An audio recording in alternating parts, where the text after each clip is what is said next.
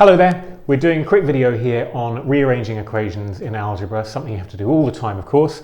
Now the question you'll see after this quiz will ask you about this, so it's worth paying attention because I'm obviously going to give you the answer, but the method I'm showing you is something you can apply all the time really usefully to just make sure you don't make any mistakes in your algebra. So if you want to make something the subject, in this case we're going to make M the subject. Well, the first step I would say is obviously just check you've read it correctly, and in the question you're going to see that is step one. It's a bit of a non-step, but you can't be too careful of course. Now the next step to do, I always recommend to my students, is to change the equation around, just swap the sides over to make sure that your target, the M, is on the left. It just makes everything else easier. So mx plus c equals y. So there's not much maths there, but it really helps later.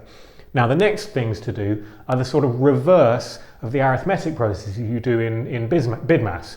So whereas you normally finish with adding and subtracting, that's what we're going to do first in the sort of peeling away of the layers to get the M on its own. We're going to get rid of this plus c first because that's the easiest layer to take off.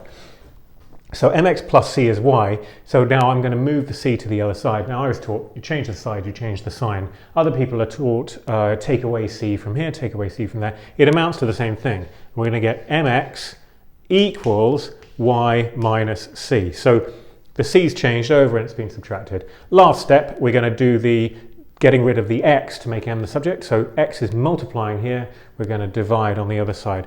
M equals y minus c divided by x, and that's the fourth step. That's it, you've got your answer. M is y minus c over x. That's it, done.